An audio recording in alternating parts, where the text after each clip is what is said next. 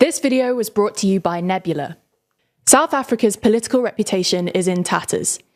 Decades of corruption within the government and state-owned companies have created a whole host of systemic issues, which are proving very difficult to fix. The economy's limp, infrastructure is failing, and there's persistent poverty, unemployment, and violence. In this video, we'll take a look at what we're calling South Africa's everything crisis, split into 4 parts: politics, economics, infrastructure, and social issues. And as the country heads into an election in 2024, can things get any better?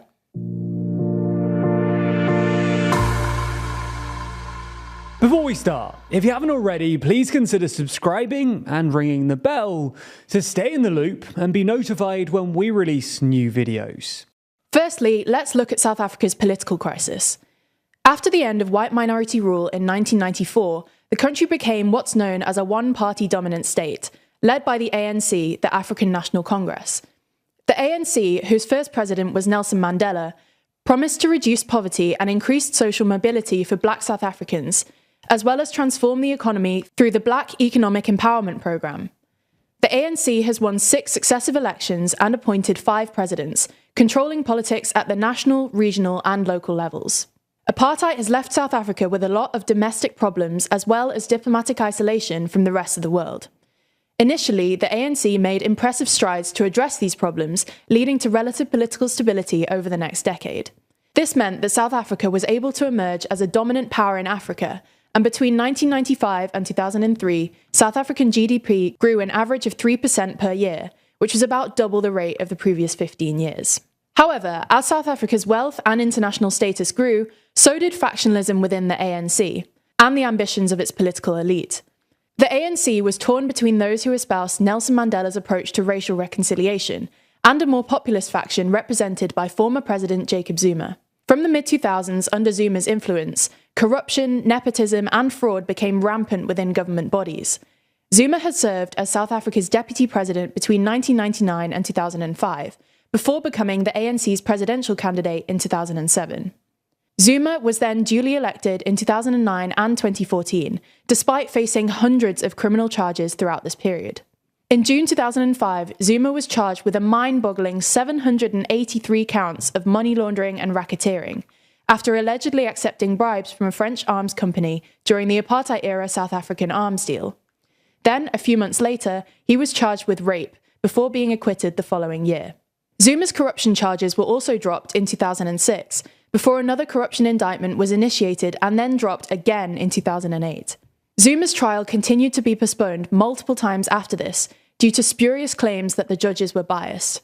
Eventually, he was jailed in 2021 for contempt of court after refusing to testify, spending just 2 months in prison before being released illegally. Zuma, who's now 81, was never sent back to jail though, supposedly because of overcrowding and a surge in gangsterism. By the time former business magnate Cyril Ramaphosa took over in 2018, South Africa's image problem had seemingly passed the point of no return. From 2009 to 2012 under Zuma, roughly half of South Africans were optimistic about the future of the country, but after 2012, negative opinions started dominating, and by 2017, 2/3 of the country believed it was moving in the wrong direction. Now, at least 80% of South Africans believe that some or all people in government departments, municipalities, and the presidency are corrupt, according to the Afrobarometer poll. Now let's move on to South Africa's limp economy. When Ramaphosa came into office, people hoped he'd be able to kickstart the economy and restore ethical business practices. But sadly, he hasn't had much success. The South African economy peaked in the mid-2000s, growing an average of 4.2% per year. But then, under Zuma's presidency, the country had its first post-apartheid-era recession. Income growth went negative, job creation was weak, and the country went into enormous debt, leading to long-term socioeconomic issues like persistent unemployment and poverty, which Ramaphosa has struggled to fix. The unemployment rate has soared from 20% in 2003 to nearly 30% today, and poverty was an estimated 62.6% in 2022, with South Africa being one of the most unequal countries in the world. Public debt hit an all-time high of nearly 73% in June 2023, and GDP growth slowed to 1.9% in 2022 from 4.7% in 2021. Moreover, the socioeconomic impacts of the COVID-19 pandemic are still lingering, and there's a significant risk that the energy crisis will lead to a recession in the near future. To spur growth, the IMF has recommended that Ramaphosa's administration improve energy security, private investment, political leadership, and job opportunities. But that's all easier said than done, especially when the current government has limited resources, high levels of public debt, and infrastructure problems. South Africa's infrastructure system is literally falling apart. Toll roads are buckling under the increased weight of freight cargo as a lack of maintenance caused the freight rail system to break down, so that more than 70% of South Africa's industrial cargo now has to be transported by road. Transnet, the state-owned rail and port company, has been beset by chronic instability and incompetence, recording a loss of $306 million last year. And the company's container ports in Durban and Cape Town are among the 10 least efficient globally, according to the World Bank. The country's water and sewage systems are on the verge of collapse too. A recent report found that 2/3 of South Africa's wastewater treatment works are close to failure, and nearly half of them pose acute human health risks due to bacteria or other pathogens in the supply. Out of a total 958 water supply systems across South Africa, only 26 provide safe drinking water. This is also linked to problems with South Africa's electricity grid, as the facilities need reliable power to run effectively. But the electricity system itself is in a shocking state. In the first half of 2023, blackouts were even worse than in 2022, which was South Africa's worst ever year for power cuts. And electricity prices shot up 350% between 2008 and 2017. The state-owned provider Eskom, which generates the vast majority of electricity in South Africa, has been plagued by mismanagement and cronyism.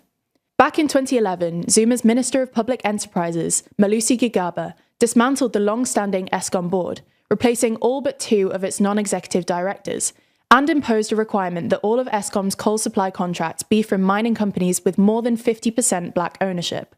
Then Eskom struck a contract with the Gupta family, a rich Indian business family with close ties to former President Zuma, to run its IT system. But the Guptas have been accused of using their personal friendship with Zuma to control the award of state contracts, in a process often known as state capture. A 2022 inquiry concluded that the Gupta family looted Eskom and left it in billions of dollars of debt, leading to sanctions from multiple countries, and this also meant that a whole lot less money was available for upgrading the electricity grid. The Guptas have since fled South Africa and are currently thought to be in the UAE, avoiding extradition. So, what's the impact of this breakdown in state infrastructure? Well, on top of causing daily disruption for millions of South Africans, the state is now increasingly relying on expensive private sector contracts to either operate or deliver bulk infrastructure, exacerbating its debt issue. Ordinary South Africans are now having to set up their own electricity and water salination systems, which is why rooftop solar capacity has increased by an astonishing 350% since 2022. The legacy of mates contracts, poor planning, and corruption across various sectors has led to widespread system failure, and it'll take years, if not decades, to reset things to a point at which they can improve. Finally, we should address the social impact of all these interrelated crises. Violent crime in South Africa is on the rise, with the murder rate last year having hit its highest level in 20 years, at 45 per 100,000, a 50% increase compared to 10 years earlier. The province of KwaZulu-Natal has also fallen into the grip of political assassinations recently due to factionless rivalries. A local ANC councillor was shot dead in the province last year, increasing the total number of murdered councillors in the past 12 months to 20, and more than 150 over the last decade. Gender-based violence in South Africa is also alarmingly high, and in the 3 months between April and June 2023, 855 women were killed and nearly 12,000 cases of violence against women were reported in total, including 9,500 cases of rape. Over half of South Africa's 60 million population live in poverty, and education has been ruined by crumbling school buildings and overcrowded classrooms. Poor governance and the state's failure to meet its education targets have led to social and behavioural problems in children, exacerbating vandalism, burglary, youth unemployment, and crime. So what's in store for South Africa over the next few years? Well, it's a pivotal time for the country's democracy, as a national election is coming up in 2024. However, analysts expect turnout to be even lower than the meagre 49% who voted last time in 2019, and polling suggests the ANC will probably emerge as the largest party, largely because the main opposition party, the white-led Democratic Alliance, aren't that popular with most South Africans. This isn't entirely surprising once you realise that most South Africans have given up on democracy entirely. 70% of the population say they're dissatisfied with how the system works, and 72% admit they would prefer an unelected leader if they could deliver on jobs and crime. While another ANC majority would obviously be catastrophic for South Africa, perhaps the worst outcome, or at least the most volatile, would be if the ANC were to win less than 50% and form a coalition with the Economic Freedom Fighters, or the EFF, who are currently polling in third place with about 10%. The EFF are a Marxist-Leninist black nationalist party founded by former ANC Youth League president Julius Malema. The EFF's policies include forcible repatriation of farmland from white South Africans, forced nationalisation of mines, banks and other, quote, strategic sectors of the economy, and sending arms to both Hamas and Russia to help Putin's invasion of Ukraine. Malema himself has garnered controversy for statements including, "We are not calling for the slaughtering of white people, at least for now," and "the majority of Indians are racist." The ANC and EFF formed regional coalitions in Johannesburg and Ekurhuleni last year, and the Democratic Alliance have now created a multi-party coalition with the other opposition parties in an attempt to prevent an ANC-EFF coalition at the national level, which DA leader John Steenhuisen described as a doomsday coalition. Unfortunately for the DA, their new coalition is struggling in the polls, and an ANC-EFF coalition looks at least possible. You've no doubt been following along with the news from Israel and Gaza, but if you want a better understanding, to dive deeper into the history of the region, then you should check out Real Life Law's hour-long documentary about the tensions and fighting between Israel and Gaza going back decades. It's a superb way to brush up on the history of this region, giving colour and context to what's happening right now. That video, by the way, is part of Real Life Law's Modern Conflicts series, where they regularly run through major ongoing conflicts, from Lebanon's civil war to everything going on in Myanmar and the Turkish-Kurdish conflict. It's an incredible series, and it's exclusively available on our streaming service, Nebula. As you likely know, Nebula is the streaming service that we built with a bunch of our creator friends,